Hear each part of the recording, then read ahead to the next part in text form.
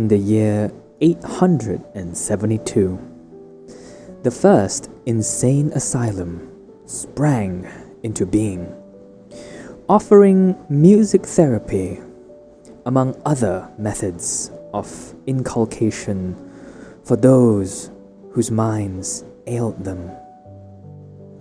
Over the years and centuries that followed, the concept of insane asylums evolved, taking on different names, different locations, but continuing to persist in their use.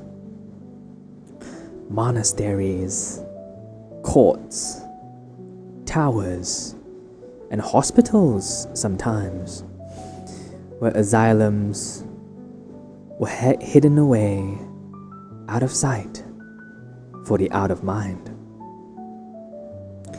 It would not be until the 17th century, over 1,000 years later, that lunacy as a concept began to evolve. As opposed to being a place, a label for people who are suffering, profit was being made off of people at the time deemed of unsound mind. Lunacy was prolific in trade, a surprisingly lucrative market for those that would monetize funds from the government, leveraging people with mental illnesses as viable sources of subsidy, as well as a tool used as a guise to dethrone, corrupt, or remand people under the label of being insane. The demonization of mental health followed in its wake, a clear and damning testament to its disconformity. It would be 1789, the age of enlightenment, before mental health in its totality was carved in a different direction. In the 19th century, privatization was overtured by Britain and France of the mentally ill and asylum seekers. Business was booming. And the 20th century was when neuroleptics, drugs devised specifically for mental illnesses, were distributed, disseminated, and utilized to limited success. And it was also in the 20th century, the same century, where the decentralization and fragmentation of mental health, insane asylums, and the people who were trapped within were dispensed. Autonomy returned to those long suffering, just because people didn't understand how they were hurting. The general populace, however, retained their views on mental health as a label, a sticky one that never really goes away, a convenient signpost to label, to categorize, to shame those that were struggling. It would be William Sweetser in the mid-19th century, before narcoleptics were introduced, where mental hygiene as a concept was introduced and championed by him. And mental hygiene was a very specific word to be used, as he believed that a healthy mind required sanitization. Thoughts, feelings, moods, temperament. It required a safe space to cultivate, to nurture, to grow. And Isaac Ray expounded upon this definition, and I quote, "Preserving the mind against incidents and influences that would otherwise threaten its sanctity," unquote.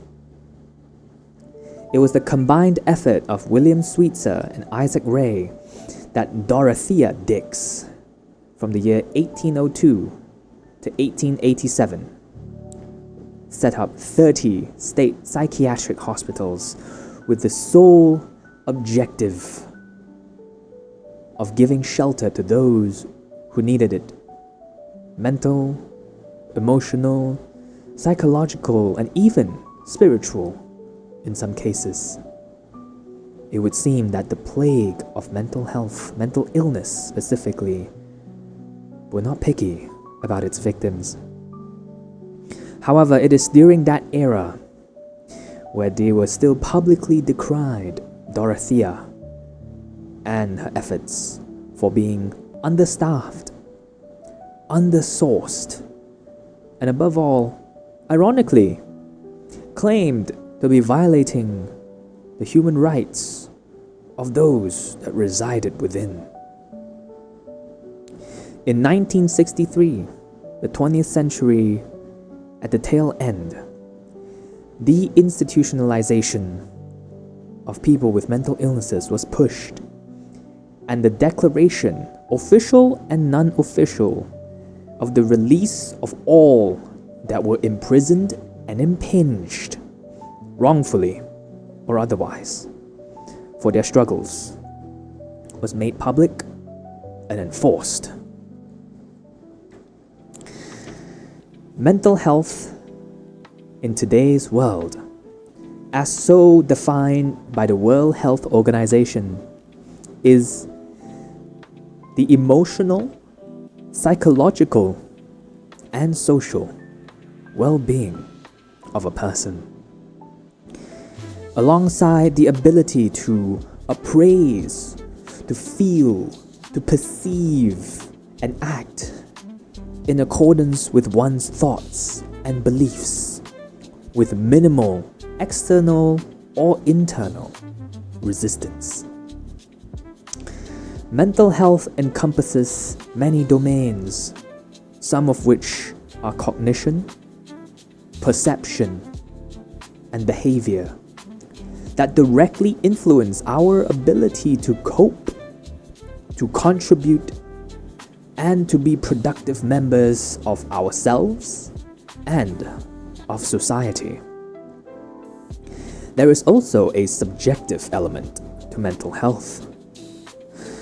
The feeling of self-efficacy, the belief that we can do what we set out to do, the autonomy that we have, freedom in choosing regardless of consequence, competence, our capabilities of doing the things that we want, intergenerational dependence, where social connection extends above and below, alongside self-actualization, a staple of Maslow's hierarchy, where once all tiers below it are satisfied, that all may achieve who they are, who they want to be, an ideal self, borrowing from Rogerian therapy. Positive psychology has also coined the term that the ability to enjoy life and create psychological resilience are also aspects in mental health that cannot be overlooked. For to survive is not enough to be human. To be human is to live. Well-being is at the core of mental health. Over the years, we have understood that physiology has been on the forefront of most of our escapades, of excursions, incursions for some of us, to understand how the heart beats, to comprehend how the mind thinks. Electricity signals that fire our neurons, hormones, chemical reactions that govern our every decision and thought. Perused, prodded, and endlessly studied. What was less asked, however, was why? Why did the heart beat? Why did it hurt? Why were thoughts so powerful to the extent that they were able to degrade or regenerate certain limbs, parts of ourselves, our spirituality, our mental health, connections, memories, personality? What makes us happy? What makes us sad? Why? And the question of why wouldn't be asked until much later as a field of study, a domain of knowledge separate from all of its parents. And in 1948, the United Nations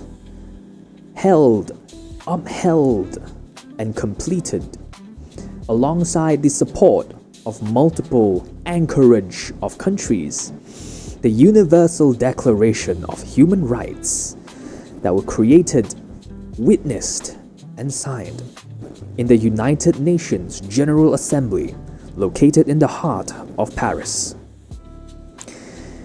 There are 30 articles, some of them pertaining to the right to practice whatever religion one sees fit, the right to work, the right to compensation, fair and just.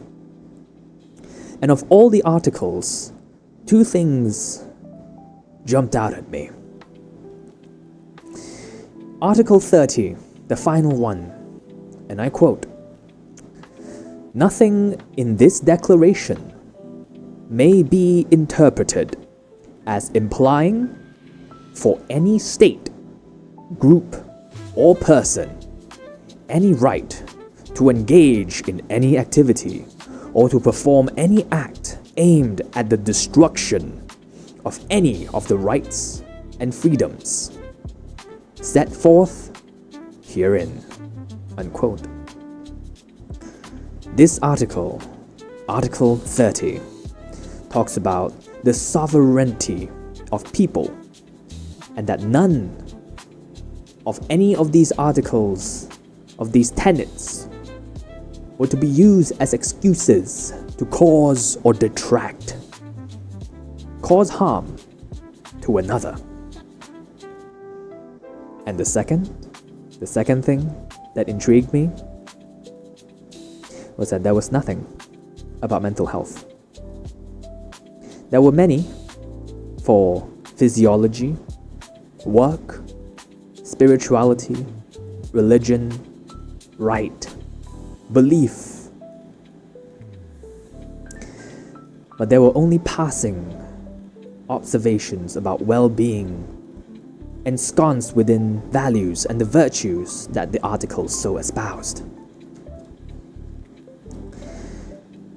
And now we wonder, what is it about mental health that makes it so apparently thorny and difficult to even conceptualize for some?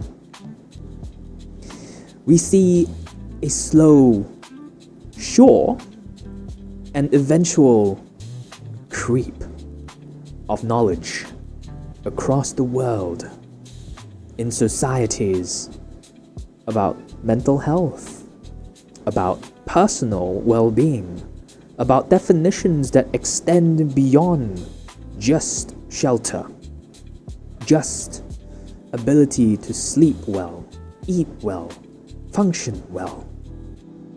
We see a probe, an inquisition into our minds, ourselves, so unlike what we have done before, where we questioned what was external, without. We see, alongside with all of the boons and banes, people who begin asking, I'm hurting. Why? Why am I hurting? How did this happen? And most commonly of all, how can I make it stop? What steps can I take to prevent this from becoming a common occurrence?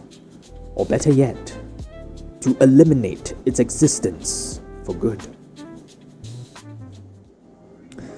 What does make mental health, so difficult to be studied, to be categorized, to be compartmentalized in neat little boxes? Amongst many things, I have stumbled across one unshakable belief about why. And that is certainty. Let me explain. There are many equations, laws, in physics, in chemistry, in math, in science, that govern our everyday lives. The formula for mass is F equals m times a. Mass times acceleration will always yield F. I may have gotten that wrong, because I'm not a physicist. An acetic acid's molecular weight is 60.052 grams per mole, with its molecular structure being CH3COOH. That is an undeniable fact. The area of a triangle, no matter its orientation, will always be base times height divided by 2. These are what is known as formulas, as laws, and that will be relevant very soon.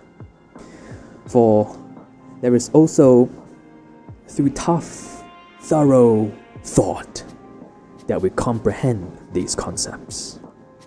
This one in particular is one of my favorites, because it is a concept of language. A homograph is a word, a phrase, or letters that are spelled alike but are different in meaning, derivation, or pronunciation. In tough, thorough thought, the pairing of the words letters OU are pronounced 3 distinct ways, and they all harbor completely different meanings when used in different words. While not a law, it is something that governs its usage, a rule, if you will. And it is because of these laws, these certainties, that no matter how much we use them, in whatever circumstance, in all situations, many, if not all situations, it will yield a similar result. And given the truncated nature of human life, we focus on what can be proven, be chronicled, documented, and generalized into the world.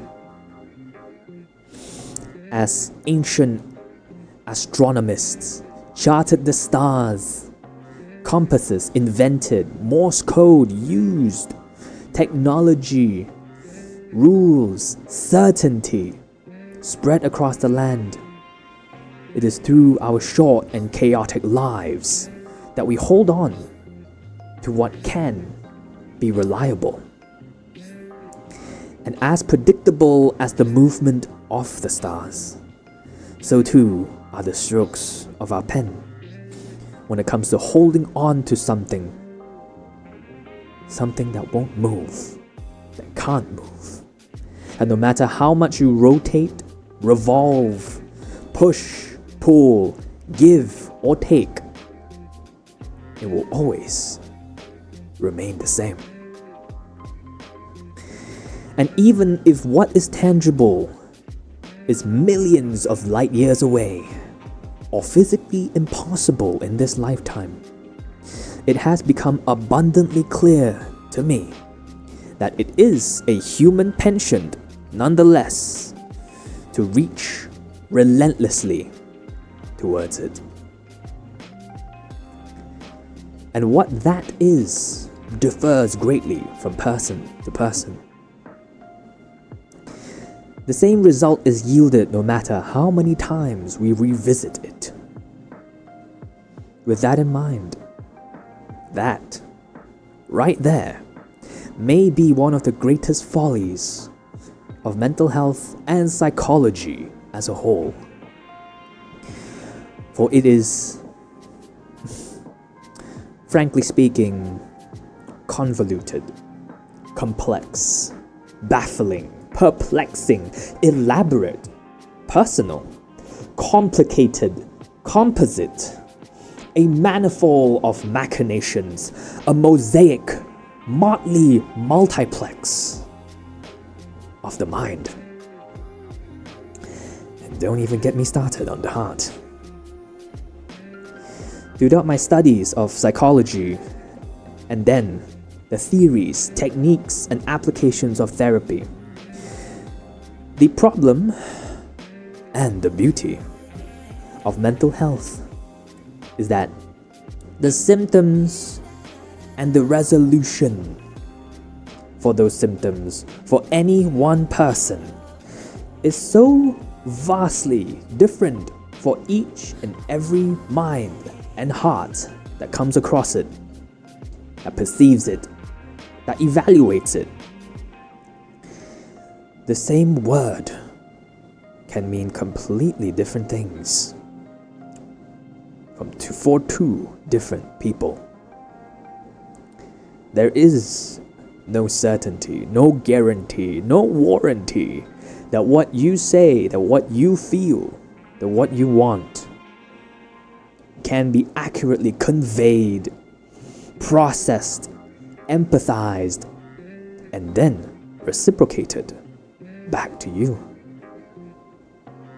And that chaos, that ambiguity, that uncertainty flies directly in the face of that of our human core to produce something of certainty, of habit, of ritual,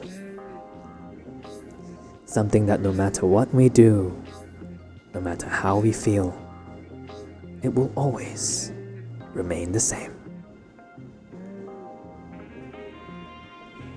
There is a philosophical concept called intersubjectivity, and it is so defined as an awareness of ourself and others, as well as the intentions and the feelings both have while being in contact of both people, communicating and interacting, the intent, emotion, and said contact between two people.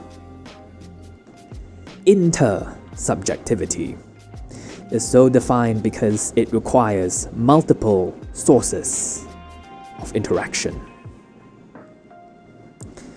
There is another concept that is also relevant to our discussion, to my musing. Functionalism is also a philosophical as well as a sociological aspect, where things are defined by the use that they provide to us. The result that they give us is something that we curry value from. The function of something is what gives it value. This will be relevant. But allow me to take you through an example. A mug. I hold it within my hand. I drink from its rim, and cold, chilly, potable water spills down my esophagus. This mug, with the fluid within it, and what it serves to ensconce said fluid within it, is how we would define a mug. If this mug did not have water in it, it would still be considered a mug, because we understand what it can do. It is most commonly understood to be filled with a fluid with ease of extraction. Ease indeed. Now, let us entertain a separate notion.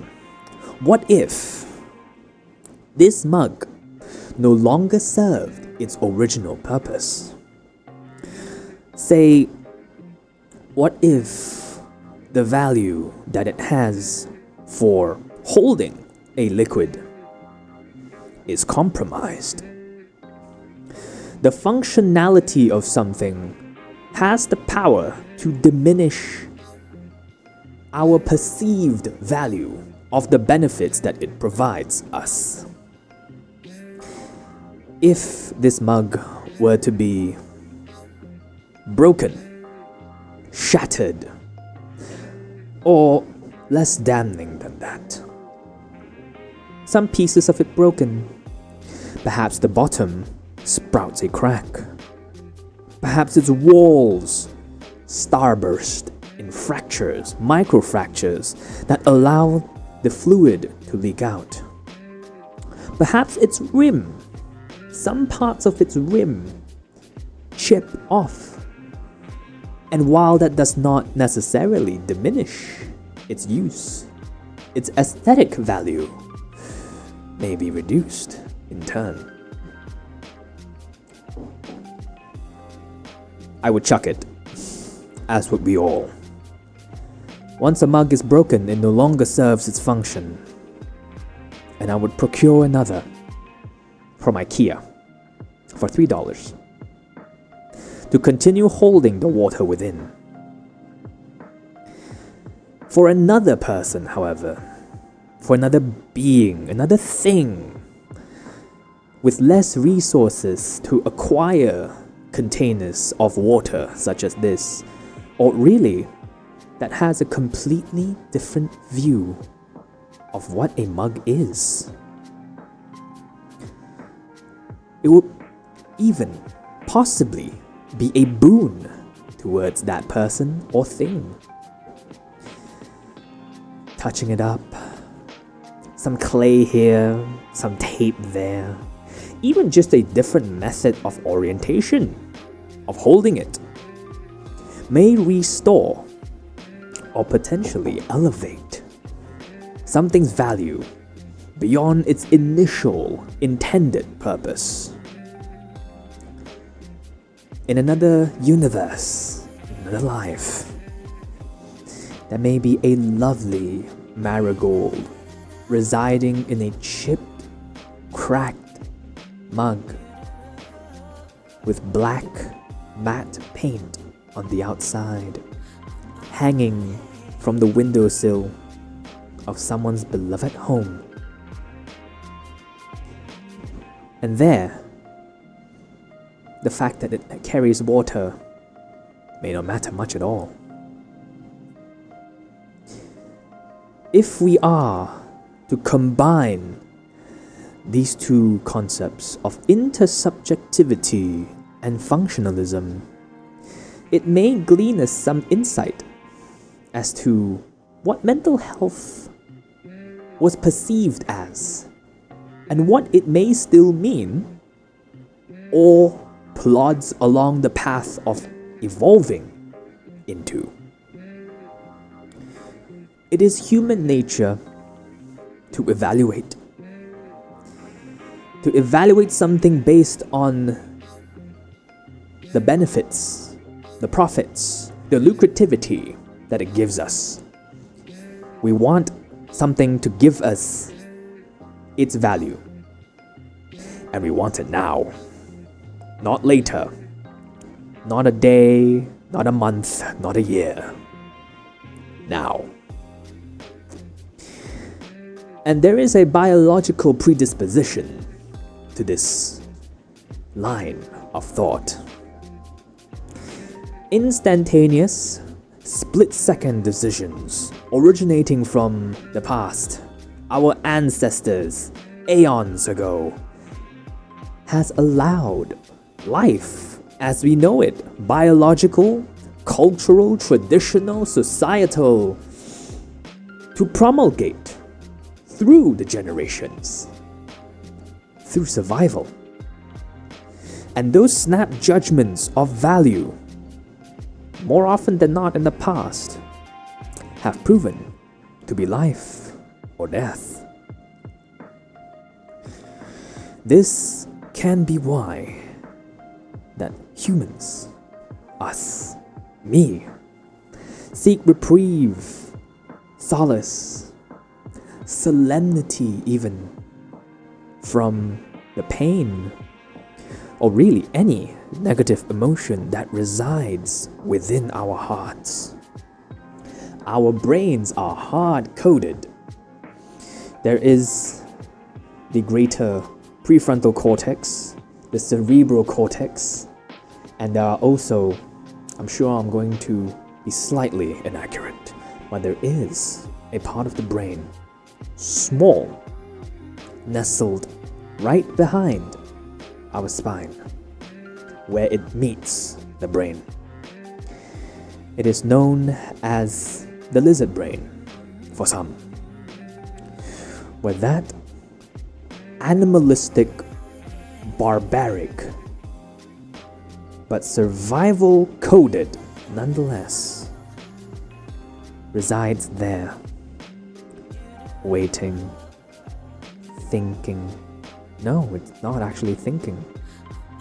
Feeling, measuring a situation, a circumstance, anything that would threaten our very survival is stored securely within it. And survival in this case no longer extends only towards the boundary of physical perseverance. Anything that threatens us, our emotions, how we feel, how we connect with others, rewards, punishments, all of them within this tiny structure in our brain. Wonderful, isn't it? And yet, this part of our brain asks a fascinating, yet somewhat redundant question. How can pain, or really any negative emotion, serve me? How can pain give me value right now? Pain is bad. It feels bad. It prickles upon your skin. It crawls up the back of your neck. It paralyzes you, injects the chilly frost through your veins, rooting you to the spot. It drives a furnace within your heart. The sound of it beating louder than your own thoughts, driving yourself to heights you would never begin to imagine being capable of. Negative emotions and pain are, by all intents and purposes, not evaluated very kindly. And functionally, this is true. Most of our lifetime comes from avoiding and evading negative emotions. It is how we learn that some mushrooms cannot be eaten, by the pain that sprouts from our bellies after consumption, and how some conditions are more favorable than others, such as sleeping in a cave as opposed to sleeping out in the rain. Pneumonia is quick and severe. And this may be precisely why, in this age of technology and civilization, we still seek to obviate, to obliterate these threats that we perceive towards us. And failing that, the elimination of the symptoms that these origins provide.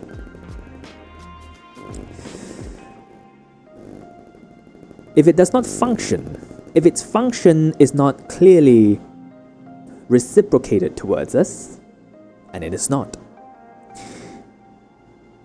it can be difficult to understand or to even entertain its presence. And as a part of our ego defense mechanisms, as so learned in personality and traits, there are many ways our minds and hearts have devised and cleverly employed to reduce, to avoid, to mitigate these negative emotions. Distraction is a simple one, yet effective. Employed liberally, however, it loses its effectiveness over time. Deflection is a cousin to distraction. If one never addresses it, then how can it exist? Reality is ours to carve, after all. Projection is another common, but one that requires another being to receive it, where negative emotions such as anger or sadness is imbued into interactions we have with another person and delivered to another person. The most common circumstance of this is when we explode in anger at someone that we love after having been treated unfairly, derogatorily by another. As the anger within us cannot be delivered unto the recipient, we choose another subject in its stead. Repression is the final example. It walks along the path of deflection, of misacknowledgement, but of a greater, more personal degree. How can it have happened? Deflection asks if you do not answer it from another person. How can it have happened? Repression whispers if you yourself don't remember. All of these various ego defense mechanisms serve to preserve the ego, the part of us that requires a whole image, a facade of ourselves to live, to talk, to behave, to work, and to commune with others and ourselves. And reconciling that pain is the forefront of the directives of these defense mechanisms.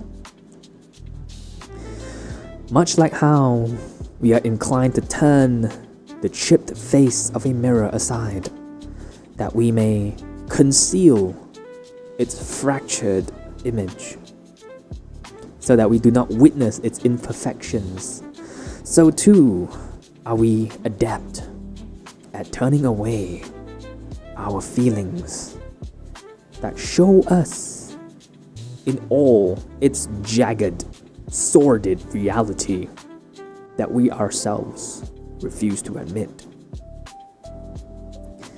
And that is why distractions are so effective as a temporary solution. For who really can glance into the mirror of oneself and stay sane? Mental health is more, however, than just the avoidance of negative emotions. While the absence of negative emotions is an usherer of peace, it does not necessitate that healthy well-being can grow. The ability to appraise, to relish, to frolic, to rest. All of these are constituents of a healthy well-being. Connecting with other people, connecting with yourself. There are many aspects of mental health that go into what it is. And by the definition of the World Health Organization, it involves well-being.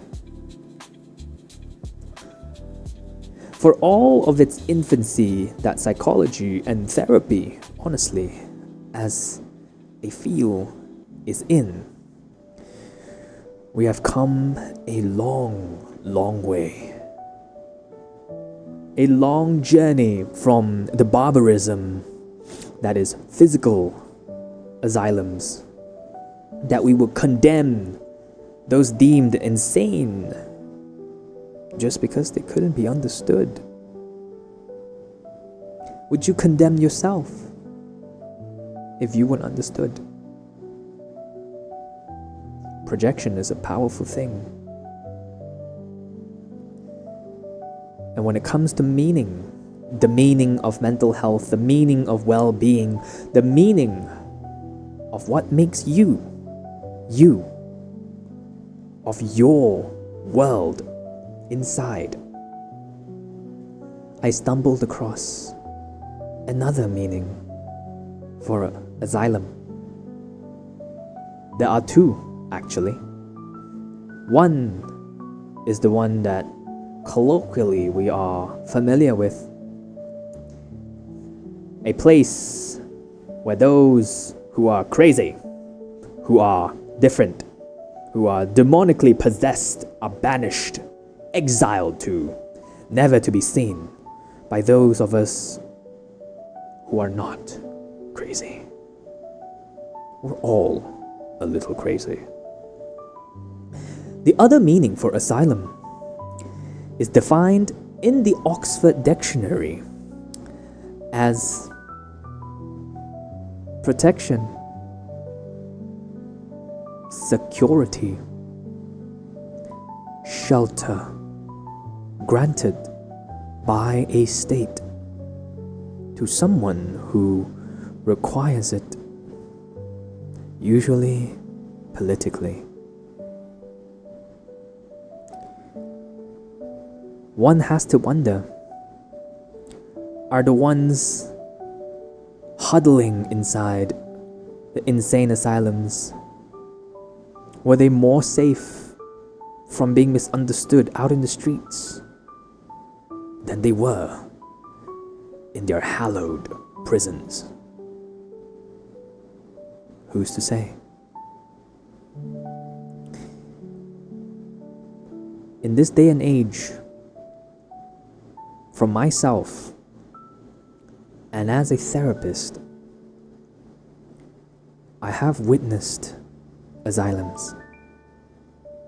Not physically, no. Asylums hewn not from stone, but from words.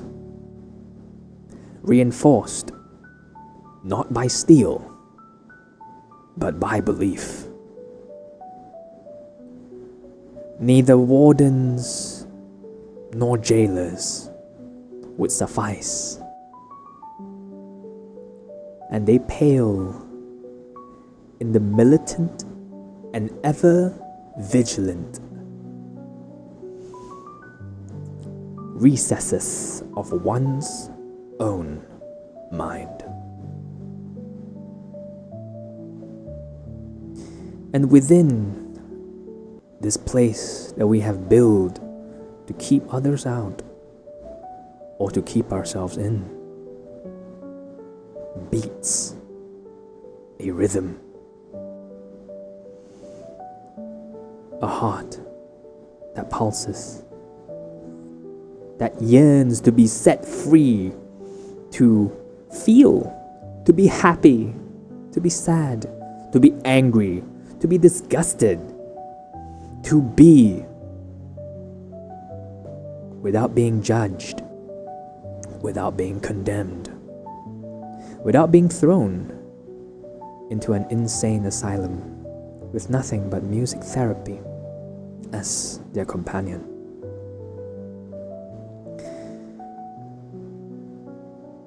The beat bleeds, the pulse is bruised, as those who seek shelter usually are.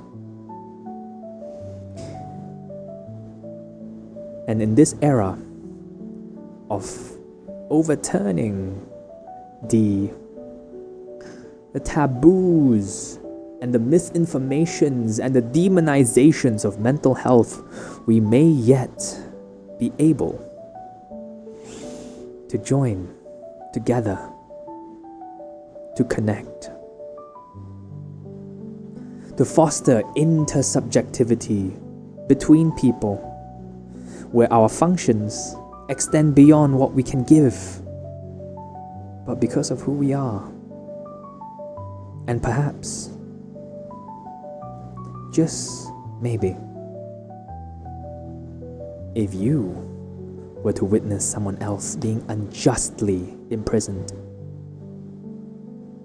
would you break them out? And would others do the same for you? I am curious, for all those who are still listening, what are you seeking asylum from? What is within that you guard so closely that gives you your meaning in life? We need not others to imprison ourselves anymore. We have become far too good at that. Which is why I believe that mental health holds a key. Psychology, therapy, connection, spirituality maybe. It differs from person to person. It is pivotal, nonetheless, for us to preserve, to help, to care for what we are. And maybe, just maybe, that mug that cracked and shattered, the pain that we're all trying to avoid or can't, may yet serve a greater purpose. Thank you for watching.